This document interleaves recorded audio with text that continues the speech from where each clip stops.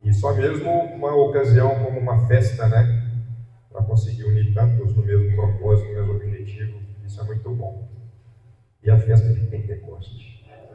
Tem que ter um sorriso no nosso rosto, porque o Espírito Santo, né? E aí eu quero que você olhe para o seu irmão aí do seu lado e dê um sorriso para ele, tendo a identificação que ele é a habitação do Espírito Santo. Olha que maravilha. A habitação do Espírito Santo. Que privilégio, que alegria. Como é bom poder estarmos reunidos em mais uma festa, né? Não é uma festa que a gente celebra de forma rotineira, né? Hoje eu estava ali em casa de folga à tarde. E ali começou, né? Começou já a Copa do Mundo, eu estava ali assistindo. Só que aí acaba o jogo e você fala assim, foi só mais um jogo, né? Foi um jogo bem ruim, inclusive. As coisas do Senhor não, as coisas do Senhor quando terminam, você fala assim, aquele gostinho, né, pastor? Que bom que foi. Você volta para casa feliz, já fica naquela expectativa de novo, de receber. Que essa expectativa esteja no nosso coração nesses 4 últimos dias de festa, né? Começar por hoje. Creio que Deus vai falar de forma muito maravilhosa nos 4 dias que restam, né? Até aqui já tem falado muito, mas eu creio que nesses dias de encerramento isso é algo especial para a nossa vida. Eu creio que a gente vai poder aprofundar mais um pouco dentro desse tema tão maravilhoso que nós recebemos, né? Através da vida do ministério, né? Pastor Pancrácio, que flua a vida. Eu quero convidar os irmãos a abrir a sua palavra Oi? Claro, fica à vontade. A minha mãe está voltando para casa. Glória a Deus. Salve de palmas aí, irmãos. Glória a Deus. Salve de palmas. Graças a Deus. Eu voltei, mas com aquele quarto, a presença do Espírito Santo foi a Rita, ministrando a vida dela de vídeo. Glória a Deus. Quantas vezes nós oramos para ela aqui, né, pastor? Oramos com sua mãe, né, várias vezes aqui. E ela reconhece que a igreja aqui pode treinar. Glória a Deus. É o Espírito Santo. Ela fez tudo sempre. Glória a Deus. Tá vendo, irmãos? Às vezes a gente. A Ana está dando exemplo da mãe dela, né? Nós não temos um contato assim tão de pertinho com ela. Mas ela lembra da gente. Lembra dos irmãos. Né? Esse é o fluir da vida. Muitas vezes ainda ocorre de forma invisível, né? E estamos cheios, graças a Deus, desses testemunhos, né? Graças a Deus, glória a Deus por isso. Eu quero pedir a Gabi aí, eu não sei se a gente vai ter essa tradução, Gabi, a NVT, a nova versão transformadora, mas se tiver, eu gostaria que você projetasse. Se não tiver, não tem problema.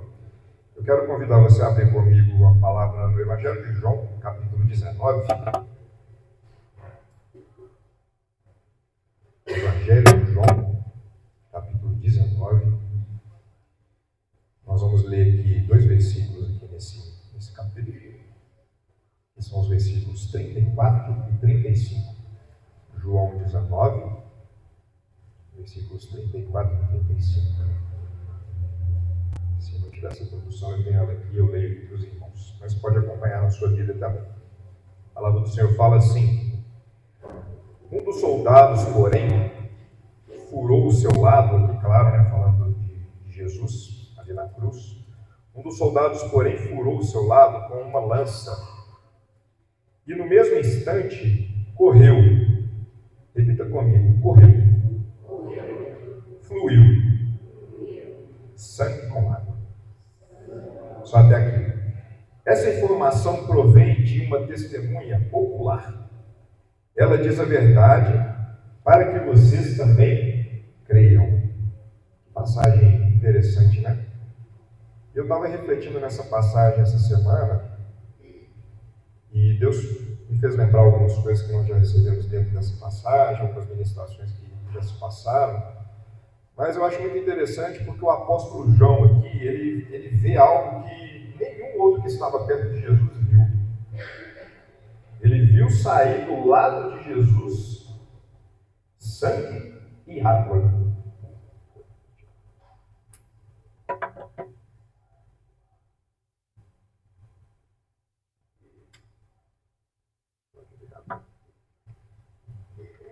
E é muito interessante essa passagem, ela é muito rica também para nós entendermos um pouco sobre o tema da festa. Então, Jesus, quando ele foi perfurado, traspassado pelo soldado, o apóstolo João viu algo que nenhum dos outros que estavam perto de Jesus viu. E eu creio que ele enfatiza isso, né? No versículo 35 fala: essa informação provém de uma testemunha ocular. Ela diz a verdade para que vocês também creiam. Ou seja, ele está aqui colocando essa informação. Eu creio que ele não colocou só a título de curiosidade. Eu não creio que ele pôs essa informação aqui só para que nós tivéssemos talvez querer fazer uma análise ali, né? Da forma que Jesus morreu, talvez uma curiosidade médica, não. As coisas na palavra do Senhor, elas não estão ali por acaso. Se o apóstolo João viu isso e deixou isso aqui para nós, ele tem um significado muito profundo. Esse fluir, né? Que estava ali do lado de Jesus, aquele sangue, aquela água, fala muito dentro do tema dessa festa. E é interessante, porque eu tive um contato assim muito próximo do pastor Washington, nosso amado pastor Washington, né? Eu lembro um período ali que eu morava ali no bairro Sagrada Família, que era bem pertinho ali, eu morava no Santo Inês, né? Então, frequentemente eu levava e trazia o pastor Washington para a igreja, eu dava carona para ele. Teve um período que eu tive também o privilégio de acompanhar ele lá em Brumadinho, então eu levava ele os fins de semana quando tinha um culto lá, e isso eu recebi muito do ministério dele, né? E nos cultos, né, que ele ministrava, eu lembro muito, marcou a minha vida essa ministração especificamente dessa palavra, só me fez lembrar disso ontem. Eu falei, olha que interessante, porque o pastor Washington, ele tinha uma coisa no ministério dele que me chamava muita atenção. Ele começava a ministrar, você falava assim, já sei esse tema aí, pastor, já sei essa passagem que ele vai ler. Só que aí no final ele traz uma revelação que a gente nunca tinha. Aconteceu isso comigo demais. Chegava no final, ele ligava uma parte da palavra com a outra. Eu falava assim, não, como é que eu nunca pensei nisso? E interessante, né? Porque eu vejo na vida do Alisson também, algo bem parecido, e essa opção, né, que eu estava acompanhando. E aqui, especificamente nessa passagem, o pastor Washington, eu lembro disso, fiquei guardado no meu coração, ele traz uma analogia quando Eva, né, foi criada, né, que a gente sabe que ela foi retirada da costela, do lado de Adão, né, criado Eva. E aí ele traz uma analogia com o Senhor Jesus Cristo aqui nesse momento na cruz, porque a palavra fala que Jesus ele foi o último Adão, não é, pastor? Eu lembro do pastor Washington falando o seguinte, nesse momento quando fluiu sangue e água do lado de Jesus, aqui estava surgindo a igreja de Deus. Olha que revelação tremenda que nós passamos. Não sei se os irmãos vão lembrar disso, eu lembro muito bem dessa passagem. Isso marcou muito a minha vida. Sabemos muito que o sangue e a água, o significado deles, né? O fluir da vida, a gente tem enfatizado muito esse fluir, muito ligado à água, né? Mas o sangue é fundamental. Né? A vida flui no nosso corpo, né? Pelo fluir do sangue, né? É o sangue que conduz ali o oxigênio, que leva ali para as várias partes do corpo. Então esse fluir da vida, ele vai nos falar hoje de uma forma também complementar. Nós vamos ver a importância então do sangue, nós vamos ver a importância da água, nós vamos ver como que esse fluir ali na cruz de Cristo permitiu que eu e você hoje aqui estivéssemos. Olha que maravilha. Isso é uma obra maravilhosa, né? E aqui eu vou estar colocando algumas observações aqui, anotei aqui no meu celular. O que o sangue nos fala? Nós sabemos bem, né? O sangue nos fala da expiação, nos fala da purificação de quê? De pecado. E sabemos que a água também nos fala de muitas coisas, né?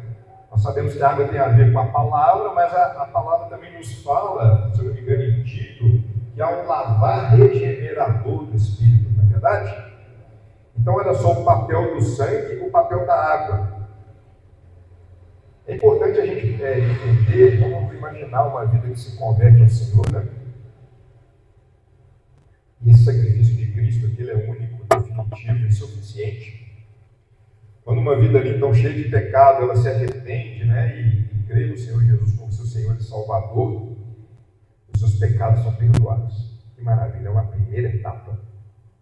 Os pecados então são perdoados. Só que a pessoa ainda fica com alguns resquícios no seu coração, na sua vida, né? Ficam algumas impurezas, né, pastor? Às vezes a forma de falar, às vezes o seu vocabulário ainda não é um vocabulário ainda santificado.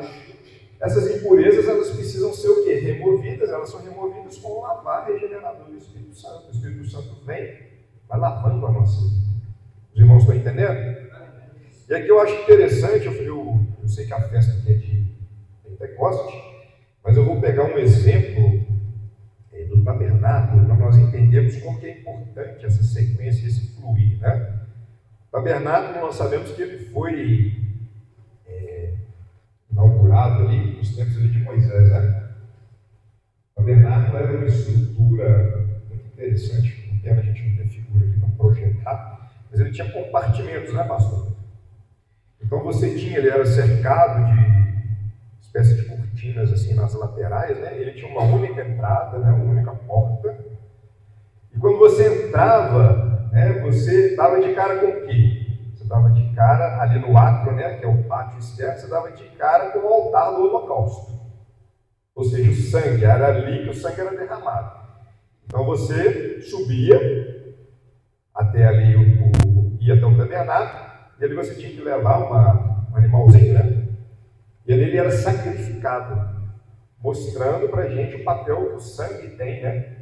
De remissão, de purificação dos pecados. Eu creio que quando a pessoa via aquele animalzinho sendo morto, sacrificado, eu creio que aquilo trazia dentro da pessoa uma reflexão profunda do seu estilo de vida. Muito interessante, né? E sabe o que vinha em seguida? Vinha uma bacia, né, pastor, de bronze.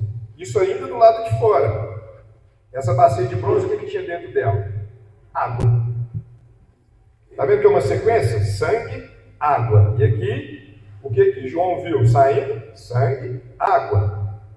Porque era assim que funcionava no passado. Para você se aproximar de Deus, você tinha que passar por essas etapas. Só que você, como um mero visitante ali, habitante daquela região, você só podia ir até ali. Porque o restante do tabernáculo, que era um lugar santo, né? E o santíssimo lugar, somente o sacerdote tinha acesso. Então o que isso nos mostra? Que havia uma distância entre o povo e o acesso a Deus. O acesso ele era muito... as pessoas que tinham acesso, né, eram muito privilegiadas. Então eram sacerdotes, e no Santíssimo Lugar, só o sumo sacerdote. No Santíssimo Lugar, só o sumo sacerdote que entrava, e entrava uma vez ao ano, né? Olha que interessante, havia então uma separação. E quando o Senhor Jesus, então, ele morre ali na cruz do Calvário, né? E acontece esse episódio ali do soldado, então, traspassá-lo, e quando esse sangue e essa água jorram, e a gente sabe o que acontece, né? Quando você tem ali o ato, que é a parte externa, você tinha um lugar santo, o Santíssimo Lugar, e havia um véu, né? Um véu bem espesso que separava o lugar santo do Santíssimo Lugar. Isso nos fala então que esse acesso não era um acesso livre para todos, era um acesso muito exclusivo. E aí quando o Senhor Jesus ele morre na cruz do Calvário, o que acontece com o véu? O véu é rasgado, né, de alto a baixo. E aqui já não era o tabernáculo móvel da época de Moisés, né? Porque enquanto o povo estava no deserto, eles andavam, esse tabernáculo ele podia ser desmontado, né, pastor? Então você levava aquele tabernáculo durante ali o período que eles estavam peregrinando. Mas houve um tempo que Deus colocou no coração do rei Davi o propósito de construir um templo para o Senhor, né? Que foi se cumprir com seu filho Salomão, né? Então esse templo de Salomão, ele era um tabernáculo, nós podemos dizer que um tabernáculo fixo, né? Então as pessoas subiam até lá para adorar o Senhor, para levar os sacrifícios. É interessante que a palavra de Deus nos fala, depois teve o segundo templo, né? Pensamos bem a história, esse véu ele foi rasgado de alto a baixo. O que isso nos mostra?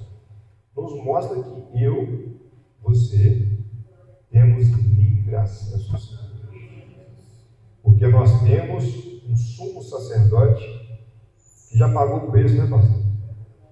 E talvez eu e você entramos, às vezes, nessa festa muito, talvez, limitados.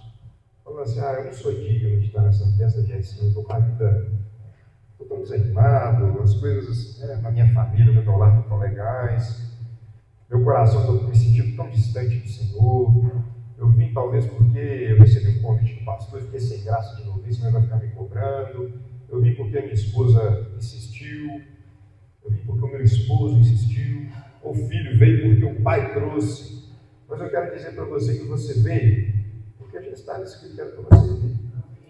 O Espírito Santo te trouxe, te conduziu até aqui essa noite, porque isso que é maravilhoso, né, na obra do Senhor.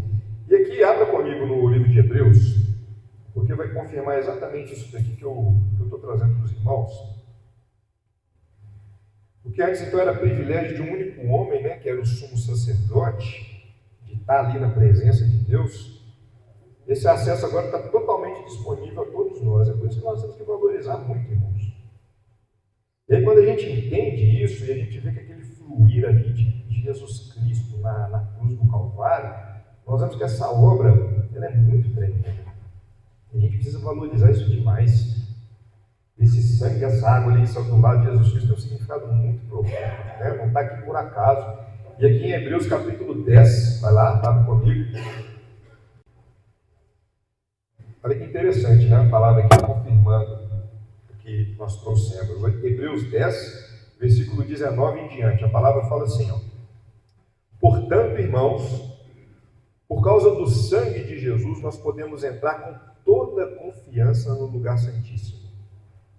Aqui está falando que a gente pode entrar com uma certa confiança? Está falando aqui que eu posso entrar com uma pontinha de dúvida? Está falando que a gente pode entrar com toda confiança.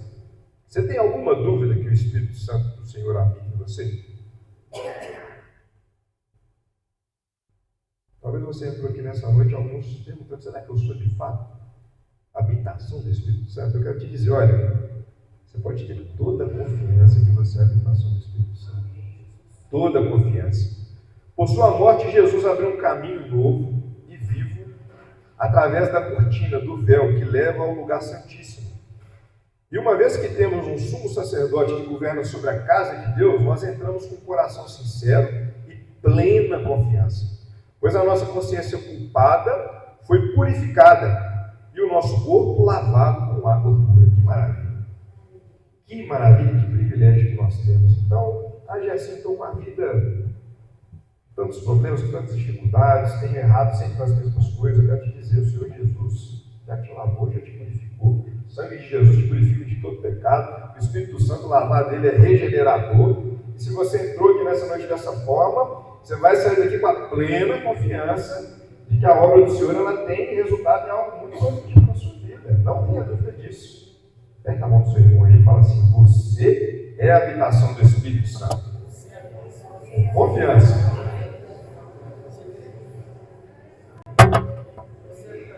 Amém. Eu não posso. Você também, mamãe.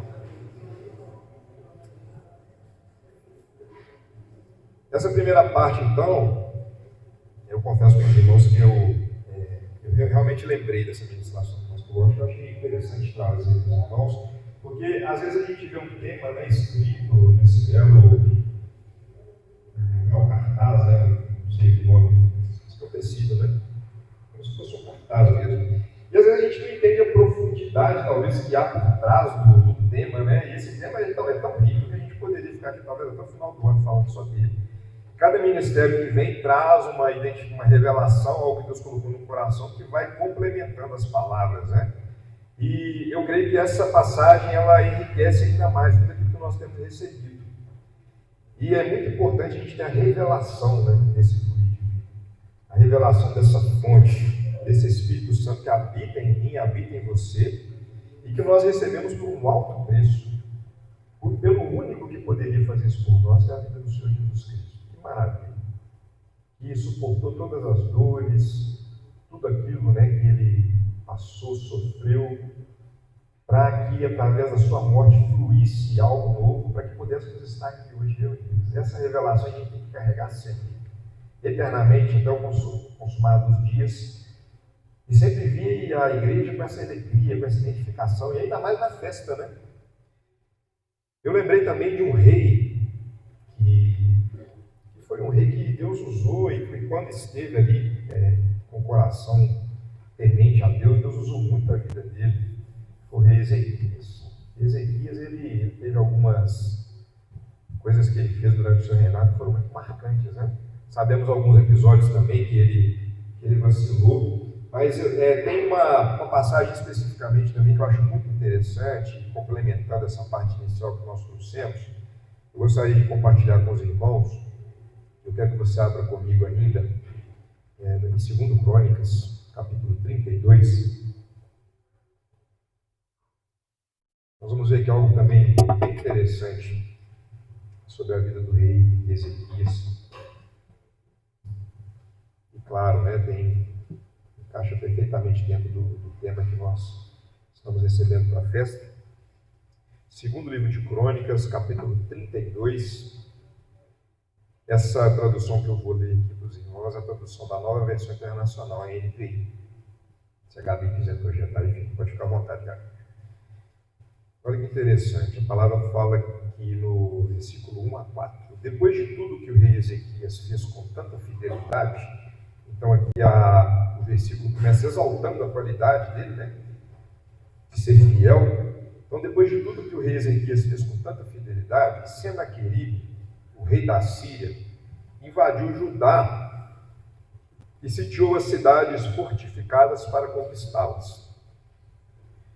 Quando Ezequias viu que Senaqueribe pretendia guerrear contra Jerusalém, ele consultou seus oficiais e os comandantes do exército sobre a ideia de mandar fechar a passagem de água das fontes do lado de fora da cidade.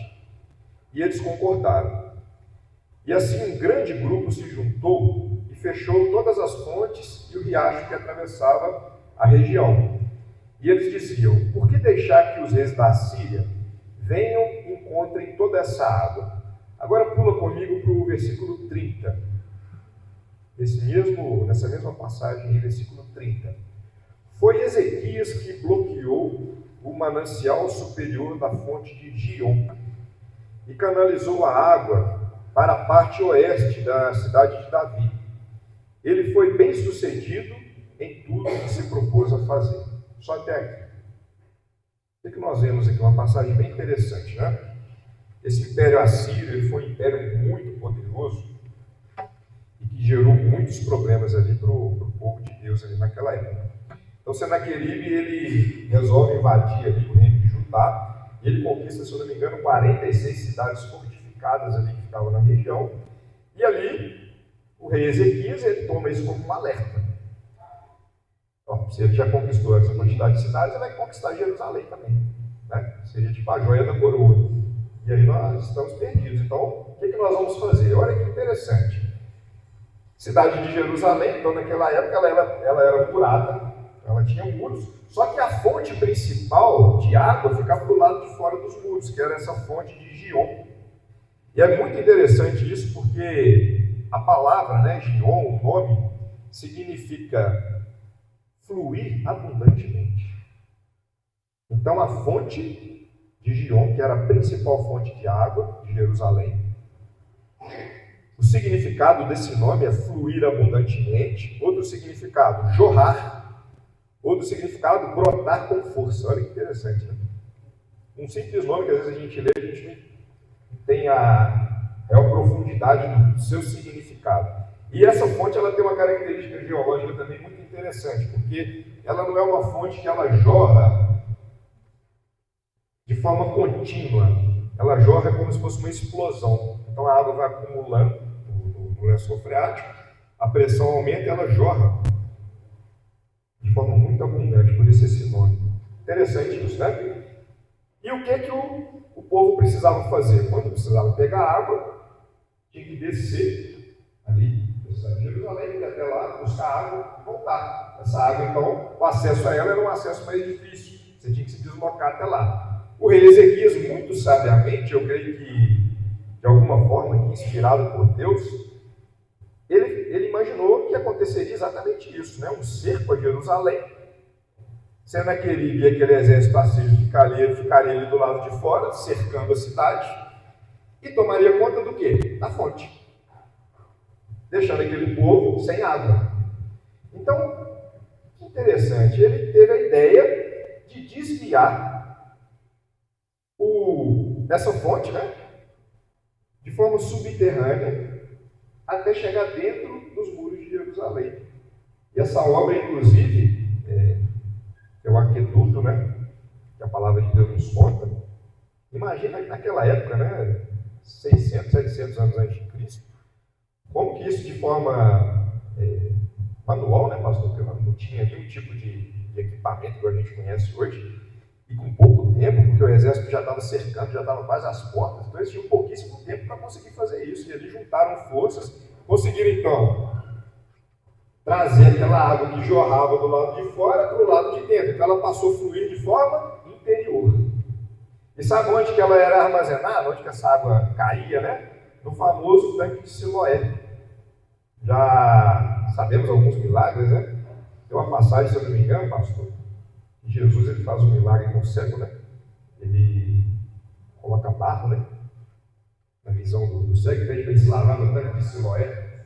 Então, o tanque de Siloé, ou piscina de Siloé, era exatamente onde esse aqueduto desaguava. Então, ali era o lugar onde, dentro da cidade, as pessoas iam, abasteciam ali de água, tinha cerimônias ali. Olha aqui, eu achei interessante isso, porque Ezequias, ele teve a revelação dessa fonte.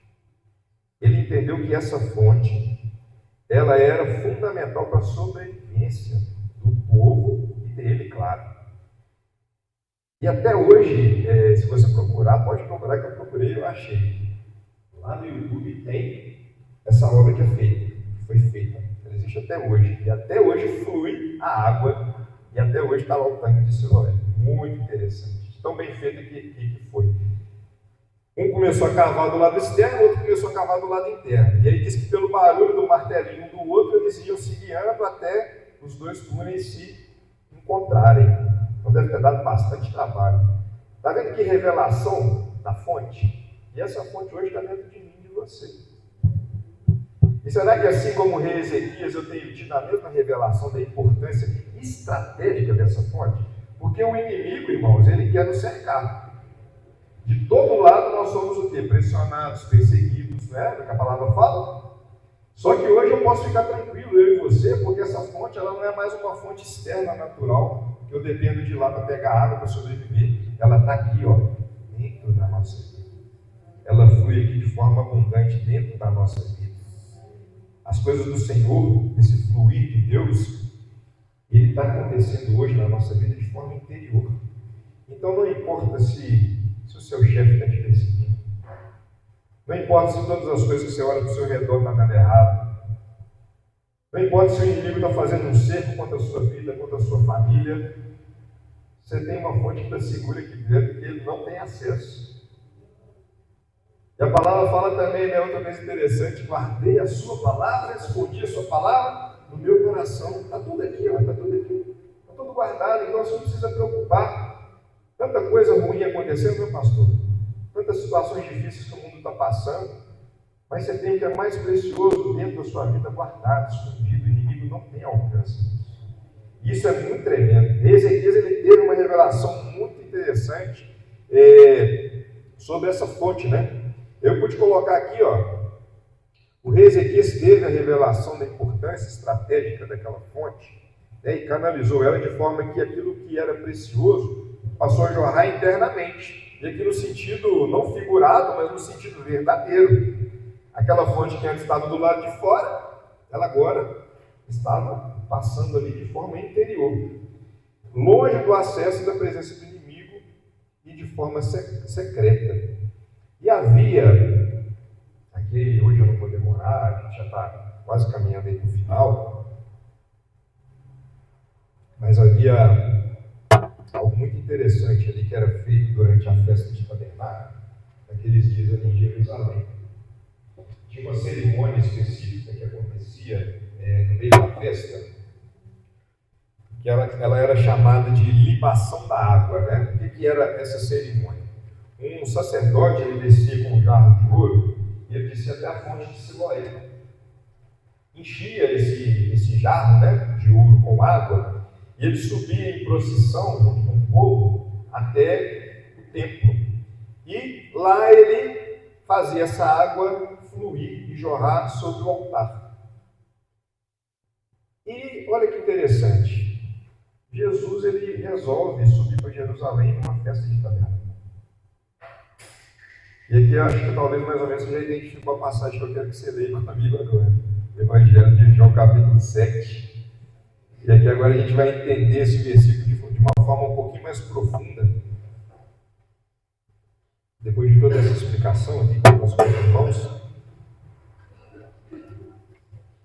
Evangelho de João, capítulo 7.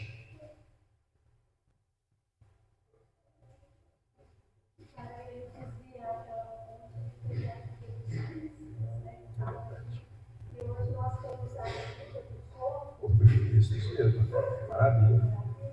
Graças a Deus por isso. É um trabalho que sozinho é impossível de ser feito, né? Parecia difícil, mas não foi porque ele teve ajuda. É verdade. E depois você. Sim. Não precisamos temer. Depois vem em casa, vocês vão ver que o exército assírio é derrotado.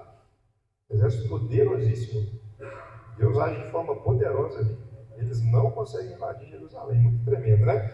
Mas aqui especificamente então no Evangelho de João, capítulo 7, versículo 37 em diante. Já lemos, já foi lido aqui na festa.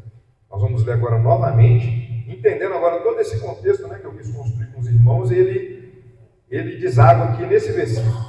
No último e mais importante dia da festa, Jesus levantou-se e disse em alta voz: se alguém tem sede, venha a mim e beba.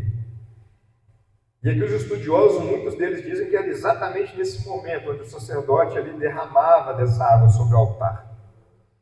Quem crer em mim, como diz a Escritura, repita comigo, do seu interior fluirão rios de água viva. Você acha que Jesus está falando isso aqui por acaso? O Senhor Jesus sabia de tudo ali.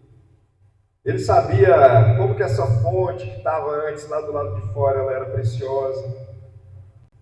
Como que ela era vital para o povo. O Senhor Jesus sabia todo aquele trabalho que o rei Ezequias teve para trazer aquela fonte fluindo de forma interior ali, pelas montanhas, pelas rochas. Ele sabia que aquele povo era extremamente dependente da água, e da água natural, para tudo, para a agricultura, para a sobrevivência, para a limpeza, para os rituais, para tomar um banho, para lavar as mãos, para lavar os pés. Ele sabia. Só que aqui a palavra fala, ele estava se referindo ao Espírito, que mais tarde receberiam os que nele crescem.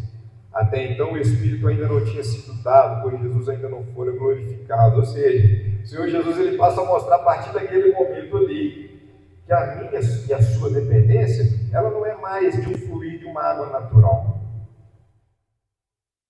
A nossa dependência agora, esse fluir é do Espírito. Que maravilha, que revelação, que hora tremenda que deve ter sido. Eu creio que muitos talvez não entenderam quando o Senhor Jesus falou isso, talvez se escandalizaram, mas ele traz todo esse contexto, né, para mostrar, irmãos, a preciosidade da fonte a qual nós temos acesso hoje. E esse fluir da vida hoje, pastora Bernadette, eu não preciso ir ali numa fonte natural, né? Eu lembro que ali no meu bairro que eu morava, ali de Sagrada Família, tinha uma fonte, está lá até hoje, lá na Avenida Petrolina. O pessoal faz fila de carro lá para pegar aquela água lá. Eu e você, hoje nós não precisamos mais nos dirigir, irmãos, a uma fonte natural. E aqui fala de coisas talvez que nós mesmos achamos que são a solução para os nossos problemas, né?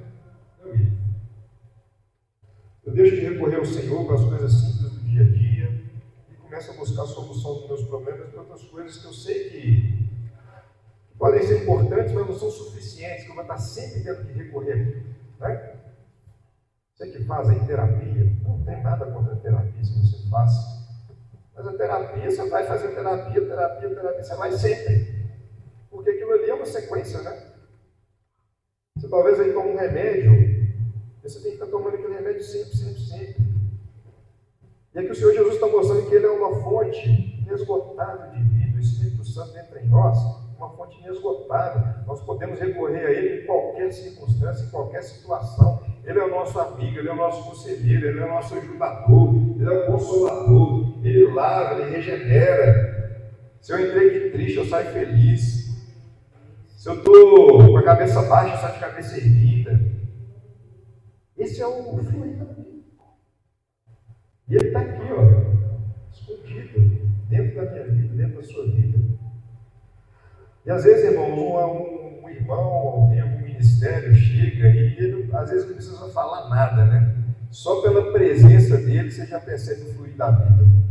Porque esse fluir, ele não vai se dar nesses dias pelo muito falar, pela muita insistência, mas ele vai acontecer de forma natural, né, pastor Pancrácio? Porque uma vida cheia do Espírito Santo, que flui do Espírito Santo, ela alcança outras vidas de forma natural, papai. Que essa festa seja uma festa onde eu e você tenhamos de fato essa revelação da preciosidade que nós carregamos. O Senhor Jesus pagou um alto preço por mim e por você, para que nós estivéssemos aqui hoje experimentando desse fluir da vida. E são dias onde muitos vão nos procurar, seja na sua vizinhança, seja no seu trabalho, seja dentro da sua família, para experimentar da água viva que está fluindo de você. Não deixe que o inimigo que quer te cercar, que quer te sufocar, tire nunca essa revelação do seu coração. O que você carrega, o que eu e você carregamos é precioso. E foi, implantado em nós para ser compartilhado, para abençoar a vida de outros. Amém? Que o Senhor Jesus te abençoe com esse fluir de vida, que essa palavra possa alcançar o seu coração, em nome de Jesus.